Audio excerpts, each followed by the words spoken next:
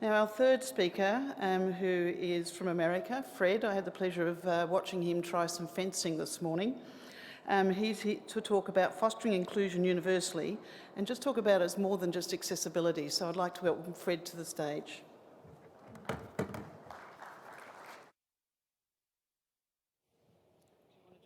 Yep. Yes, thank you. Perfect. Won't do that. Yep. Thank you. Good morning, everyone. First of all, I want to say a very big thank you to inviting me and all of us to Dubai to speak about and learn about different things that touch the community of people with disabilities. It's my first time to Dubai, and after even yesterday, I've learned quite a bit. So I want to thank my colleagues also for sharing their information and their knowledge, their experiences, because it's, as we come together as a community and continue to share that knowledge and information, I think together we're going to make the world a much better place. So thank you for that. So I'm here today actually representing two companies, and right now I'm going to represent actually my own. After more than 30 years in the corporate world, I decided that I needed to devote more time to my passion, and that is doing more for people with disabilities. So I started my own LLC back in April of this year, and also around that time I partnered with a very good friend, Tarita Davenok out of Canada, for a company called Travel for All, and I'll speak about that later this afternoon. So we were asked to talk about what makes cities friendly for tourists with disabilities, and kind of pick a topic that fell into that category. And after hearing so much information over the past day and a half, I felt it was necessary to talk about how that cities must be ready for people with disabilities, and that it's actually much more than accessibility. So we've also talked about inclusion a lot over the past day, and you know, when I try to describe to people who don't understand inclusion, and we always hear about inclusion or diversity and inclusion, the way I kind of describe it in very simplistic terms is that inclusion could mean inviting a very diverse group of people to dinner, but inclusion means actually including those people to prepare the dinner, right? So they're not just there to eat the food, they're there to actually be part of how things are made and then eat to dinner. So I think as we think about cities being more friendly, as a disability population, it's apparent on us as people with disabilities that we need to do a better job of educating the rest of the world about what our needs are and how we can contribute to our local communities through employment and through other means. And I also think that, and we've heard about support services that are important within a city, and I'll talk about that in a second. Information, another topic that my colleague from Italy just spoke about, safety and enforcement, and other things to consider. So when we look at inclusion and we talk about people with disabilities, I think it's very important in my experience and my observations that people with disabilities need to be included in the strategic discussions, the planning, the design, the implementation, the oversight of things that impact people with disabilities. We were speaking earlier about how back in the US, I'm good friends with the co-authors of the Americans with Disabilities Act. And one of the gentlemen, Senator Tom Harkin, has a phrase that he uses quite a bit, and you've heard it. It's not about us without us, right? So, meaning that people with disabilities need to be part of all of this. They need to be part of the strategic planning, the discussions, the design, the implementation, and the oversight. Years ago, I served on a committee for the city of Wilmington. I live in the state of Delaware in the US. And before anything was built in the city, it came before our advisory group, a disability advisory group. And we would sit down with the architects and licensing and inspection, and we would review the plans and make sure that the right accommodations were being made for people with disabilities before that plan went any further. It's easier to do it in the planning stages, obviously, than it is to retrofit and try to make something better than it could have been if just those additional steps had been taken. Next, the public and private sectors, as we just heard, transportation services, general businesses must have the proper standardized training in disability etiquette. People and organizations and departments within companies and the infrastructure in a city, you need to be all on the same page. Too many times I've seen and experienced where people with disabilities are treated or are hired or are accommodated maybe in one way, but if you go literally across town or if you go to another state, it's all different. I think if we could standardize some of that training and share our knowledge, it would make things much easier and much easier for people to follow.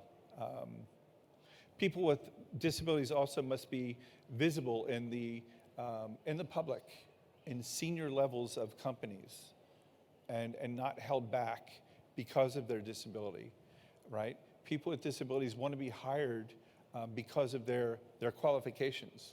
They want to be promoted because they're doing a great job. We also need to see more people with disabilities as business owners, right? There's a lot of folks in this room who are business owners who have some type of disability.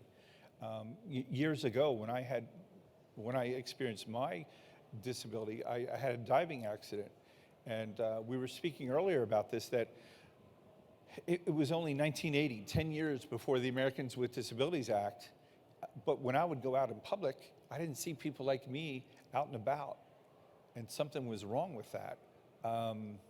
So I think, again, people with disabilities must be seen more as business owners, included in the news and advertisements. You know, I heard earlier, which is tremendous, that I think the figure was 17%, which is growing, of the people on BBC News are people with disabilities, people in front of and behind the camera. I think if we are used to seeing more people with disabilities in the media and entertainment, people in movies, on TV shows, their success stories shared, then it becomes the norm and it doesn't become something foreign or different. Support services. We've heard about this earlier.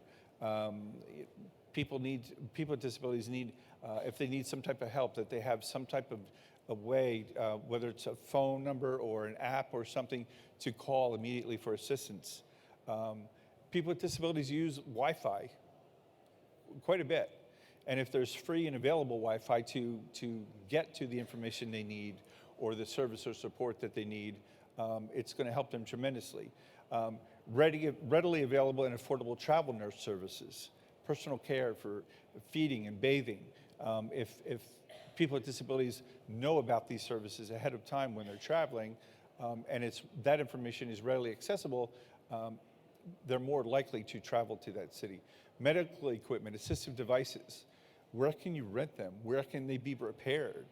I can't tell you myself, how many times when I've traveled and something has happened to my chair, but I couldn't find any place in that city or that country that did any type of repair on my chair, let alone any other medical device.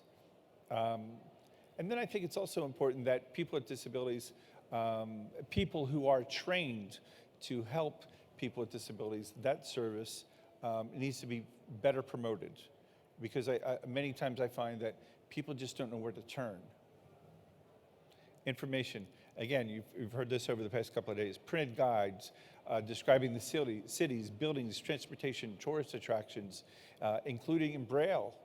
And for people who are not able to speak, that they have the information as well, and that they can also share information.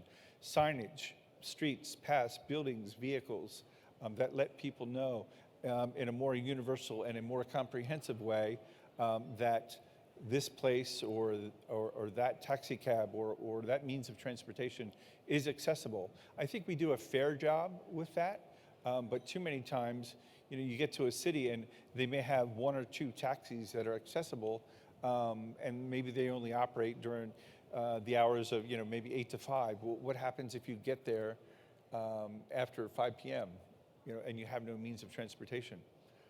Websites that are accessible and include the details and accessibility, or not. Maybe that place is not accessible. Well, you want to hear about that too, and points of interest. Apps that everybody's using some type of electronic device. So why are apps important? We rely on our devices more than we ever have, and it's going to become even more important and more necessary. Monikers on buildings and businesses, some type of designation that shows that facility is accessible. And also, for people who still haven't caught on to an electronic device, information on broadcast media. Safety and enforcement. People with disabilities are the most vulnerable and the most bullied population in the world. And in some countries, and I applaud the Emirates for what they have done, and in the US and others, there are laws that protect people with disabilities. People who are somehow bullied or maybe somehow harmed just because of their disability. And again, laws and penalties must be in place for those who take advantage of people with disabilities. Discrimination against people with disabilities is really high. Really big issue, especially back in the US, people who are parking in the parking spaces designated for people with disabilities, who just park there because it's closer and more convenient. As a wheelchair user and someone who drives a car with hand controls, it's not always easy to park at the other end of the parking lot when it's pouring down rain. So those spots are really convenient for someone like me or a parent who has a child with a disability and they're trying to get the stroller and everything out of their vehicle, but it's pouring down rain or it's snowing or the weather is bad. That close spot is really important.